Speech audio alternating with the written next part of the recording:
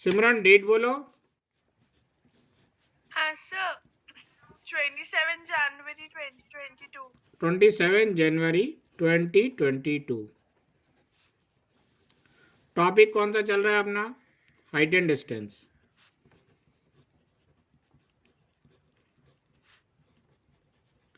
कौन सी क्लास है height and distance की, या इसी को अपन बोल सकते हैं एप्लीकेशन ऑफ ट्रिग्नोमेट्री। कौन सी क्लास है आज हाइट एंड डिस्टेंस की?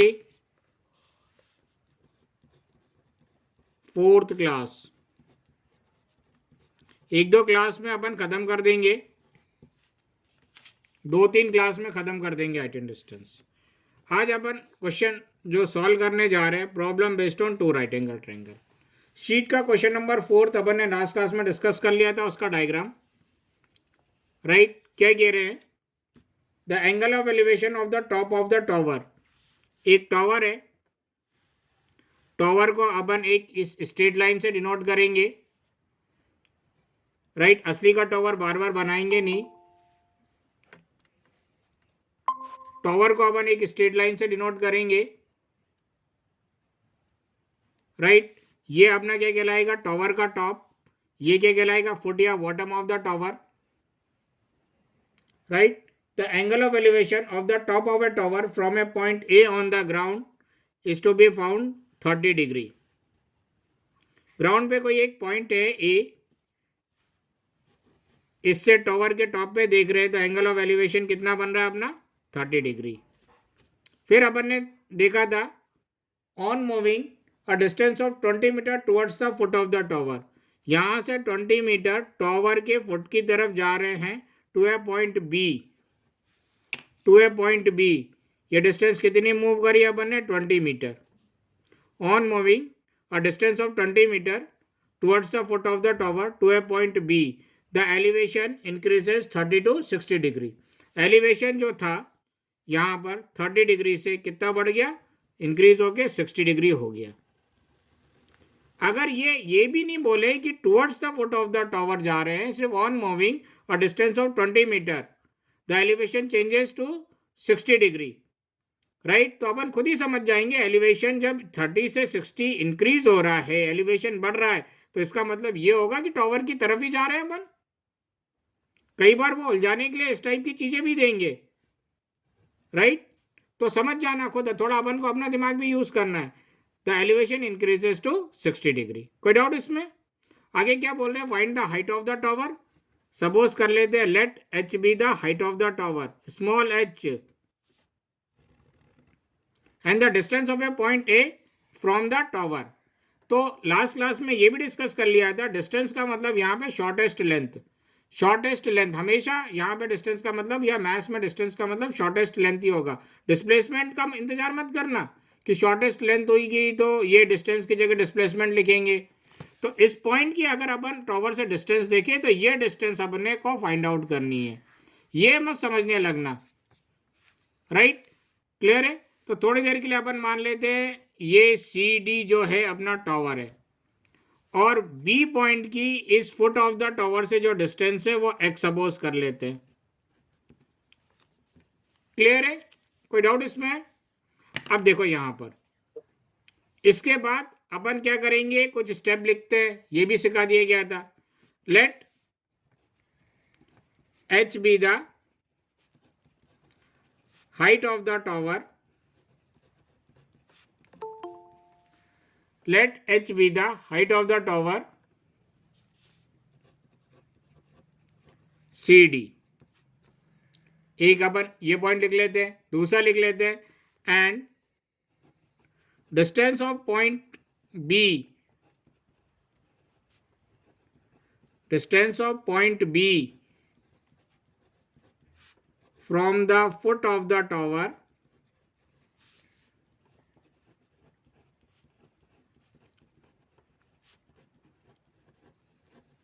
B X. ठीक है, कोई दिक्कत? अब इसमें अपन को 2 राइट एंगल ट्रायंगल मिल रहे हैं। कौन कौन से मिल रहे हैं बताओ? एक right angle triangle B C D मिल रहा है, और दूसरा right angle triangle A C D मिल रहा है। पक्का? Yes sir. ये दो राइट एंगल ट्रायंगल मिल रहे हैं। अब ये दो राइट एंगल ट्रायंगल मिल रहे हैं तो इसका मेथड देख लो, ठीक है ना। इस टाइप के क्वेश्चन सॉल्व करने का या problem based on two right angle triangle के क्वेश्चन सॉल्व करने का अपन क्या मेथड फॉलो करेंगे जिससे अपने लिए आसान हो जाए और लगभग सभी क्वेश्चन हो जाए। तो पहला काम अपन ने क्या काम करा, डायग्राम बना लिया। बिना डायग्राम के तो अपन क्वेश्चन स्टार्ट ही नहीं कर सकते, इसलिए डायग्राम की प्रैक्टिस अलग से करवाइए और होमवर्क भी दिया है। पहला काम क्या करना है, डायग्राम बनाना है और डायग्राम को कंप्लीट कर लेना। कंप्लीट मतलब जो भी डायमेंशंस वगैरह दे के रखे हैं वो लिख देना, जो भी सपोज करना है वो लिख देना। फिर अपन को क्या मिलेगा, दो राइट एंगल ट्रायंगल मिलेंगे, टू राइट ट्रायंगल्स मिलेंगे। लास्ट क्लास में बता दिया गया राइट ट्रायंगल, दो राइट ट्रायंगल मिलेंगे। पक्का? क्लियर है? Yes sir. दो राइट एंगल ट्रायंगल मिलेंगे। अब दो राइट एंगल ट्रायंगल में अपन क्या करेंगे, एक बार एक राइट ट्रायंगल लेंगे, कोई सा भी एक राइट एंगल ट्रायंगल लेंगे। बाद में क्वेश्चन करते करते समझ में आ जाएगा कि पहला कौन सा लेना है और दूसरा कौन सा लेना है। कोई सा भी एक राइट एंगल ट्रायंगल लेना, उसमें सबसे पहले एंगल ऑफ एलिवेशन या डिप्रेशन लिख देना, राइट। जो गिवन दे के रखा हो वो लिख देना और जो फाइंड आउट करना हो वो लिख देना। अभी तक अपन ये काम करते हुए आए हैं। थीटा लिखा है, क्या गिवन दे के रखा है, क्या फाइंड करना है, ये अभी तक अपन लिखते हुए आए। क्लियर है? इसके बाद अपन क्या करेंगे, फॉर्मूला बनाएंगे। फॉर्मूला कैसे बनाते हैं ये भी आप लोग ने देख लिया है, अननोन अपॉन नोन फॉर्मूला बनाएंगे। फिर इसके बाद फॉर्मूले में वैल्यू सब्स्टिट्यूट करके सिंप्लीफाई करेंगे। तो वैल्यू सब्स्टिट्यूट करके सिंप्लीफाई करेंगे तो अपन को एक इक्वेशन मिलेगी। क्या मिलेगी? एक इक्वेशन मिलेगी। पहला राइट एंगल ट्रायंगल लेंगे, उसमें एंगल ऑफ एलिवेशन या angle of depression theta given या फाइंड आउट लिखेंगे। फिर फॉर्मूला बनाएंगे अननोन अपॉन नोन, और फॉर्मूला बनाने के बाद उसमें वैल्यू सब्स्टिट्यूट करके सिंप्लीफाई करेंगे तो एक इक्वेशन मिलेगी। कोई डाउट? No sir. फिर इसके बाद अपन क्या करेंगे, सेकेंड राइट ट्रायंगल लेंगे। सेकेंड राइट ट्रायंगल लेंगे,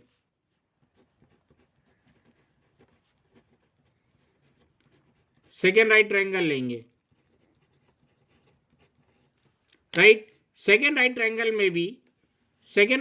में भी अपन सबसे पहले क्या लिखेंगे, एंगल ऑफ एलिवेशन या एंगल ऑफ डिप्रेशन गिवन जो भी दे के रखा वो लिखेंगे और जो फाइंड करना है वो लिखेंगे। उसमें भी अपन क्या करेंगे, अननोन अपॉन नोन करके फॉर्मूला बनाएंगे, राइट। अननोन मतलब जो वैल्यू जो साइड फाइंड आउट करनी है, और नोन मतलब जिसकी वैल्यू दे के रखी हो, फॉर्मूला बनाएंगे। फॉर्मूले में वैल्यू रख के अपन क्या कर देंगे, सिंप्लीफाई कर देंगे। तो अपन को क्या मिलेगी, एक दूसरी इक्वेशन मिलेगी। क्या मिलेगी? दूसरी इक्वेशन मिलेगी। फिर अपन ये दोनों इक्वेशन को सॉल्व करके जो भी अपने पास अननोन हो वो फाइंड आउट कर लेंगे। बात आई समझ में, क्या करने जा रहे हैं अपन? Yes sir. हाँ सर। यस हाँ सर। सर। ठीक है, इसको लिख लो। अपन यही मेथड फॉलो करेंगे।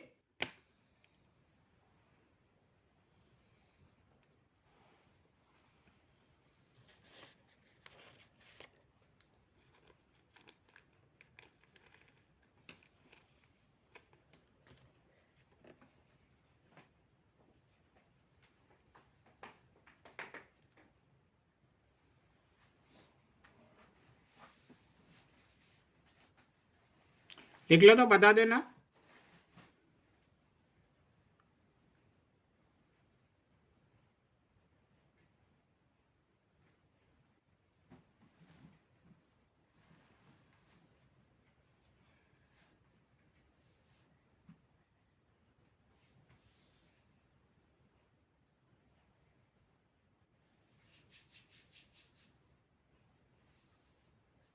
Yes, sir. हो गया सर. हो गया. कृष्णा, नोमा, सर हो गया. ठीक है. अब स्टार्ट करते हैं अपन. देखो ये काम तो कर चुके हैं. डायग्राम बना लिया अपन ने. डायग्राम बना लिया, इसको कंप्लीट कर लिया. अब क्या काम करना है? दो राइट एंगल ट्रायंगल है, उसमें से एक राइट एंगल ट्रायंगल लेना है. कौन सा राइट एंगल ट्रायंगल पहले लेना चाहते हो?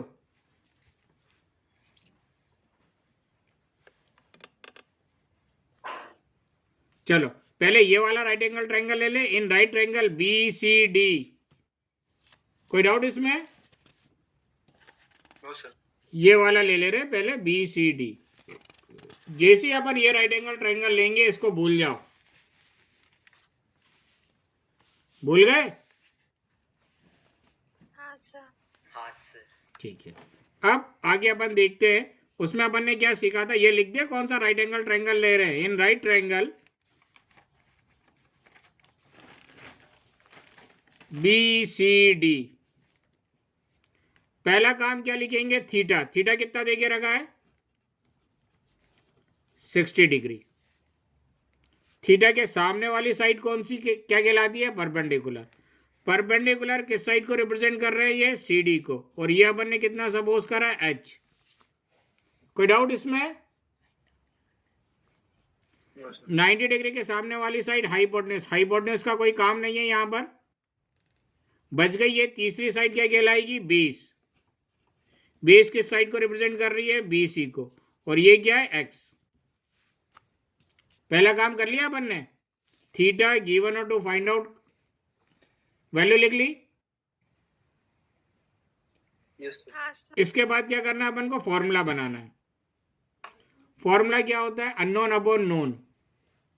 अब देखो यहां पर अपने लिए तो दोनों अननोन है. अब क्या करेंगे? दोनों अननोन है, तो अब अपन इसमें से एक को अननोन मान लेंगे और एक को नोन सपोज कर लेंगे.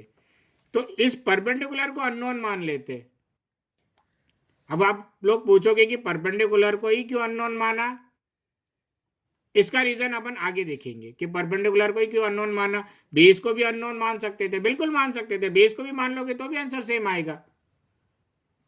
लेकिन परपेंडिकुलर को अननोन मानने से अपने लिए थोड़ी सी कैलकुलेशन इजी हो जाती है. ठीक है. तो किस साइड को दोनों जब अननोन रहे तो किस साइड को अननोन मानना है, किस साइड को नोन मानना है, ये थोड़ा सा आगे अपन इसका एक्सप्लेनेशन देखेंगे. ठीक है. तो अभी यहां पर अननोन अपन किसको मान ले? परपेंडिकुलर को मान लेते हैं. और नोन किसको मान ले? बेस को मान लेते हैं. तो परपेंडिकुलर को बेस से डिवाइड करेंगे, क्या आएगा? बोलो. Sir tan. tan theta. अब वैल्यू सब्स्टिट्यूट कर दे. अब डायग्राम की जरूरत नहीं है, वैल्यू सब्स्टिट्यूट कर दे. परपेंडिकुलर कितना है अपने पास? H. बेस कितना है? X. इक्वल tan की जगह tan थीटा कितना है? 60 डिग्री.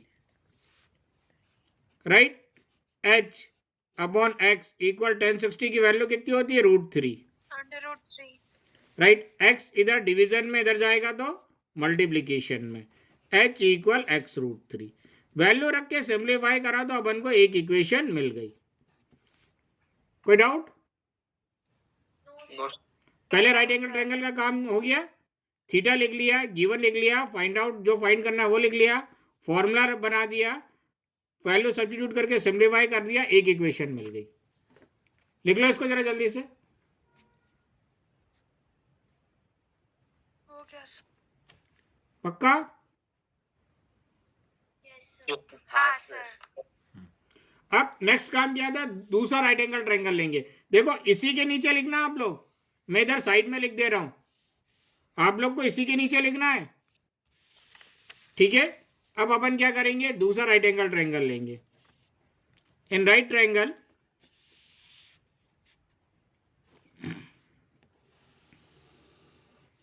in right triangle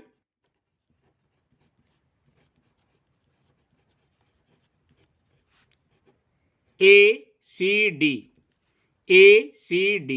थोड़ी देर के लिए यहां ऐसे पेन रख देना, भूल जाना इस लाइन को.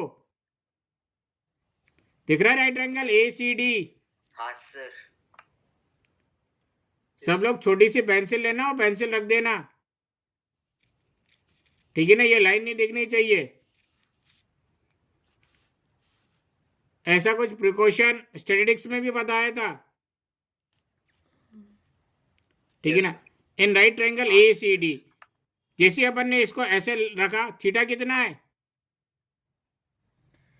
30 degree. 30 degree. Very good. Theta कितना है अपने पास? थीटा मतलब एंगल ऑफ एलिवेशन या एंगल ऑफ डिप्रेशन। थीटा के सामने वाली साइड क्या कहलाएगी? Perpendicular, right. परपेंडिकुलर कौन सी है? ये वाली साइड हो गई C D. Perpendicular equal C D equal ये कितना है? एच, राइट, ठीक है। अब 90 डिग्री के सामने वाली साइड तो हाइपोटेन्यूज हो गई, इसमें हाइपोटेन्यूज का कोई काम नहीं है, तो बच गई तीसरी साइड बेस। बेस कौन सी साइड हो गई? AC, AC. हाँ सर। राइट। बेस, बेस कौन सी हो गई? एसी। एसी का मतलब यहाँ पे देखो, एसी का मतलब plus X. हाँ हाँ, A B plus B C, right. A B कितनी है? 20 प्लस एक्स, या एक्स प्लस 20 लिखो, कोई फर्क नहीं पड़ेगा। कोई दिक्कत? अब इसमें भी अपने लिए ये अननोन है और इसमें दोनों चीज अपन को नहीं मालूम है, तो इसमें भी अननोन अपन किसको मानेंगे? परपेंडिकुलर को। नेक्स्ट का हम फॉर्मूला बना लेते, perpendicular upon base equal tan theta, right. Perpendicular upon base tan theta. अब परपेंडिकुलर को क्यों अननोन माना, ये देख लो। दोनों राइट एंगल ट्रायंगल में, एक ये वाला right angle triangle B C D और एक ये वाला राइट एंगल ट्रायंगल, दोनों राइट एंगल ट्रायंगल में कौन सी साइड कॉमन है? C D. Sir, CD. तो दोनों राइट एंगल ट्रायंगल में जो साइड कॉमन होगी उसी साइड को अननोन मानेंगे। इससे अपना कैलकुलेशन कुछ इजी हो जाता है, और कुछ नहीं है, अपने लिए थोड़ा इजी वे में अपन इसको सिंप्लीफाई कर लेते हैं। नहीं तो आप किसी को भी अननोन मान लो, उससे कोई फर्क नहीं पड़ेगा, आंसर सेम आएगा। क्लियर हो गई बात? परपेंडिकुलर को क्यों अननोन माना? हाँ सर. अब अपने पास डायग्राम का कोई जरूरत नहीं है, अब वैल्यू सब्स्टिट्यूट करते हैं इसमें और सिंप्लीफाई कर देते। परपेंडिकुलर कितना है? एच। बेस कितना है? एक्स प्लस 20 प्लस एक्स लिख लो, उससे कोई फर्क नहीं पड़ेगा। इज इक्वल टू की जगह इज इक्वल टू 10 की जगह 10। थीटा कितना है? 30 डिग्री। ये हो जाएगा एच अपॉन एक्स प्लस 20, और 10/30 की वैल्यू कितनी होती है? 1/√3। 10 की वैल्यू ज्यादा जरूरत पड़ेगी, 10/30, 10/45, 10/60, ठीक है। x प्लस 20 इधर होल डिवीजन में, उधर जाएगा तो मल्टीप्लीकेशन में, तो h can be written as x plus 20/√3। जैसे ही वैल्यू रख के सिंप्लीफाई करा, अपन को ये दूसरी इक्वेशन मिल गई। बोलो। Yes, sir. हाँ सर. अब ये एक्चुअली है क्या अपने पास? ये अपने पास linear equation in two variable है। Linear equation in two variable है। x और y की जगह यहां पर अपने पास क्या है? x और h। और अपन ने पढ़ा है linear equation in two variable में, किसी भी linear equation in two variable को सॉल्व करने के लिए अपने पास 4 मेथड है। पहला एलिमिनेशन मेथड, दूसरा सब्स्टिट्यूशन मेथड, तीसरा क्रॉस मल्टीप्लिकेशन मेथड, चौथा ग्राफिकल मेथड। तो यहां पर अपन इस linear equation in two variable को सब्स्टिट्यूशन मेथड से सॉल्व करेंगे, राइट। दोनों ट्रायंगल में अपन ने परपेंडिकुलर को ही अननोन माना। इससे ये फायदा हुआ कि h इक्वल यहाँ पे दिस आ गया, h इक्वल यहाँ पे दिस आ गया, जिससे अपन को ये दोनों इक्वेशन को कंपेयर करने में सुविधा हो, इजिली अपन कंपेयर कर सकते हैं। इसीलिए अपन ने दोनों ट्रायंगल में उस साइड को अननोन माना जो साइड दोनों ट्रायंगलों में कॉमन थी। क्लियर हो गया? अब देखो सब्स्टिट्यूशन मेथड में क्या है? दोनों की लेफ्ट हैंड साइड इक्वल है, तो इसका मतलब राइट हैंड साइड भी इक्वल होगी। या अपन बोल सकते हैं h इक्वल x√3 इस सेकेंड इक्वेशन में पुट कर दो, बात एक ही है, दोनों का मतलब एक ही निकलता है कि h equal X root three, put h equal X root three in equation 2। इसी चीज को अपन क्या लिखते हैं, फ्रॉम इक्वेशन 1 एंड 2। इस लैंग्वेज में किसी को डाउट तो नहीं है ना, फ्रॉम इक्वेशन 1 एंड 2 में? No sir. राइट, इसका मतलब यही होता है, put h equal X root three in equation 2। या इसका एक और मतलब निकलता है, दोनों इक्वेशन की लेफ्ट हैंड साइड इक्वल है तो राइट हैंड साइड भी इक्वल होंगी। या इसका मतलब एक और निकलता है, दोनों इक्वेशन की एक साइड इक्वल है तो दूसरी साइड भी आपस में इक्वल होंगी। ठीक है, जैसा आप समझना चाहो। तो अब अपन यहाँ पे समझ लेते हैं, दोनों इक्वेशन की लेफ्ट हैंड साइड इक्वल है तो राइट हैंड साइड भी इक्वल होंगी। इक्वल कर देते हैं राइट हैंड साइड को, X root three equal X plus 20 upon root three. Right, अब इसमें अपन को x फाइंड आउट करना है, तो x को एक तरफ रखेंगे, बाकी सारे टर्मों को दूसरी तरफ ट्रांसफर करेंगे, तभी x फाइंड आउट होगा ना। किसी भी इक्वेशन को अपन, इक्वेशन में अननोन की वैल्यू अपन ऐसे ही फाइंड आउट करते हैं। Yes sir. ठीक है, Yes, sir. अब ये रूट थ्री इधर डिवाइड में इधर जाएगा तो मल्टीप्लाई में x root three into root three equal यहाँ पे आ जाएगा x plus 20। Right, root three into root three 3x equal यहाँ पर वैसा का वैसे ही आ जाएगा x प्लस 20। ये प्लस x उठा के इधर लिया है तो माइनस एक्स हो जाएगा, 3x minus x equal 20। Right, 3x में से एक x सब्ट्रैक्ट करेंगे, कितना हो जाएगा, 2x इक्वल 20। 2 इस x के साथ मल्टीप्लाई में उधर जाएगा तो डिवाइड। तो x की वैल्यू 20/2 कितनी आ गई, 10। पक्का? Yes sir. राइट, अब देखो x की वैल्यू आ गई 10। अब x की वैल्यू 10 इस इक्वेशन में या इस इक्वेशन में, किसी भी इक्वेशन में रख दो, h आ जाएगा। Yes sir. अपन उसमें रखने की कोशिश करेंगे जिसमें सिंप्लीफिकेशन आसान हो। किसमें सिंप्लीफिकेशन आसान है? Sir first equation. वाह यस सर। वाह, ठीक है ना। Put x equal 10 in equation 1, क्योंकि इक्वेशन 1 में सिंप्लीफिकेशन आसान है। राइट, फर्स्ट इक्वेशन क्या है, h equal X root three, X की जगह क्या रख देते हैं, 10 रूट थ्री। और अगर अपन को ज़्यादा सिंप्लीफाई करना है तो रूट थ्री की वैल्यू रख दे अपन। मैंने कहा था रूट थ्री की वैल्यू याद कर लेना, 1.732। राइट, तो h इक्वल कितना आ गया, 17.32 मीटर। मतलब टावर की हाइट कितनी आ गई, 17.32 मीटर। ठीक है, हाँ सर। Yes sir. अब दूसरी चीज इन्होंने पूछी थी, distance of a point B, distance of a point A from the tower. यही पूछा था ना, ए पॉइंट की डिस्टेंस टावर से कितनी होगी।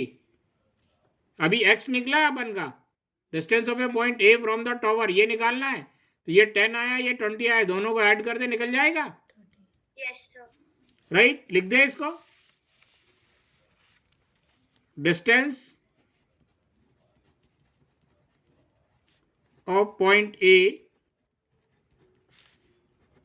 फ्रॉम द टावर क्या हो जाएगा, A B plus B C. तो ए बी कितना है अपना 20, बी सी कितना है 10, तो कितना आ गया 30 मीटर। 30।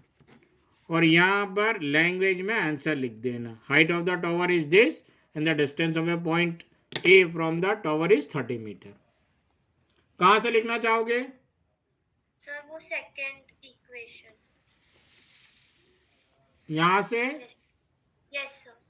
हाँ, लिख लो।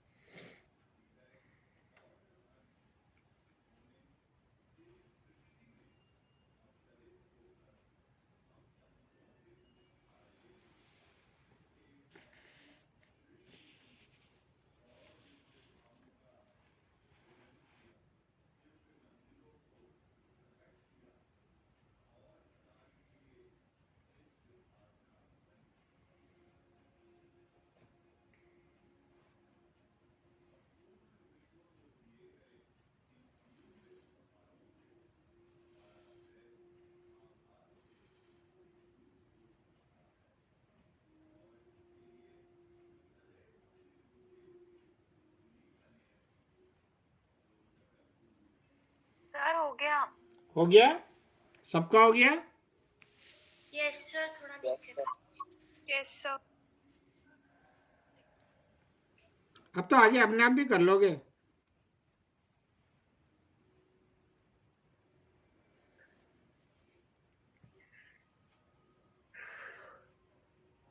सर थोड़ा सा नीचे कर दीजिए. ए से, नहीं सर, नहीं सर. ए से, हाँ सर. आपके हिसाब से नीचे, तो मेरे हिसाब से शीट ऊपर हो जाती है ना. हाँ सर.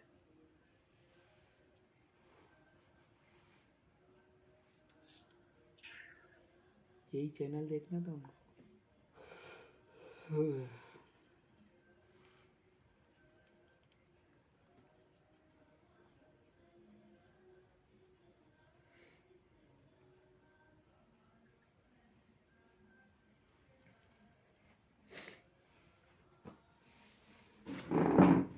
हो गया sir. Sir 1 minute.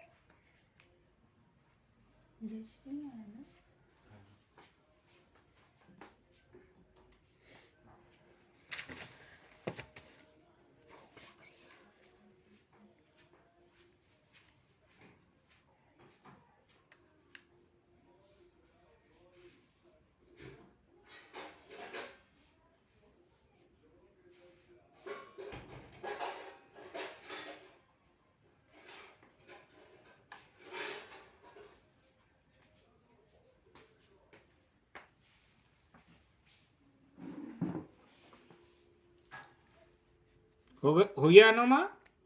Sir 1 minute बस. Last slide. यस सर, हो गया. मेथड किस किस को क्लियर हो गया है पूरी तरह? सर हो गया. सर हो गया. 2 बच्चों को, आनिया को हो गया, अनुमा को हो गया, और हो गया सर. सर हो गया. आदित्य को भी हो गया, यश को भी हो गया, और हाँ सर. सिमरन. हाँ सर हो गया.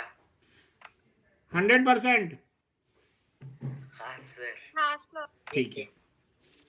एक सिंपल सा क्वेश्चन अपन और ट्राई करते हैं, देखते हैं अपन का. हम यहां से बताया जाएगा कि आप लोग कर पाओगे. एक क्वेश्चन है, क्वेश्चन नंबर 7 रीड करो. क्वेश्चन नंबर 7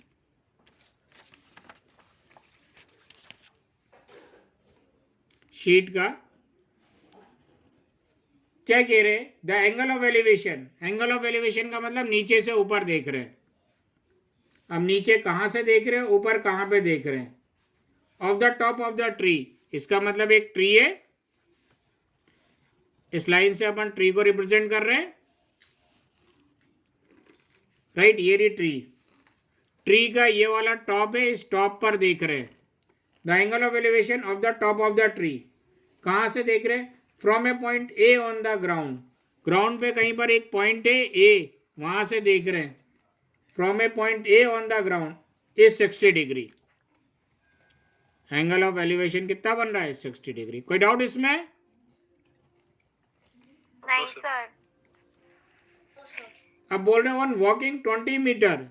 यहां से 20 मीटर चल रहे हैं. 20 मीटर इधर भी चल सकते हैं और इधर भी चल सकते हैं. देखते हैं क्वेश्चन में क्या बोला. On walking 20 metre away from its base. Away मतलब दूर, बेस से दूर, तो 20 metre away from its base. ये 20 मीटर दूर अपन ने चल लिया, away from its base, to a point B. किस पॉइंट तक? बी पॉइंट तक. The elevation, the angle of elevation changes to 30 degree. यहां से एलिवेशन 60 से 30 डिग्री हो जा रहा है. बनी बात है, एलिवेशन कम हो रहा है इसका मतलब टॉवर से दूर जा रहे हैं. एलिवेशन ज्यादा हो रहा है इसका मतलब टॉवर की तरफ जा रहे हैं. Find the height of the tree. Height of the tree अपन को फाइंड करनी है. कर लोगे? हाँ सर. हाँ सर. सी डी. और ये डिस्टेंस नहीं है तो अपन एक्स अपोज कर लेते, क्योंकि इसके बिना काम ही नहीं होगा ना. ये सेम 4th क्वेश्चन ही है. जो अपन ने अभी सॉल्व करा था सेम वही क्वेश्चन है, हाँ सर। हाँ सर। बस टॉवर की जगह इन्होंने ट्री दे दिया। हाइट उतनी ही आई ना 17.32, देखो बगल में आंसर देके रखा है। Yes sir. हाँ सर। सेम वही क्वेश्चन है, पिछले क्वेश्चन में यहाँ से इधर आ रहे थे, इस क्वेश्चन में यहाँ से इधर जा रहे हैं। अरे कृष्णा को एड्रेस नहीं मिला तो वापस घर जा रहा है ना। हाँ सर। हाँ सर। नहीं आया समझ में? यस सर, आ गया। ठीक है ना? आगे सर। Yes sir. तो इसको कर लो, अभी एक बार प्रैक्टिस हो जाएगी, मेथड और दिमाग में सेट हो जाएगा। हाँ सर। यस। ठीक है।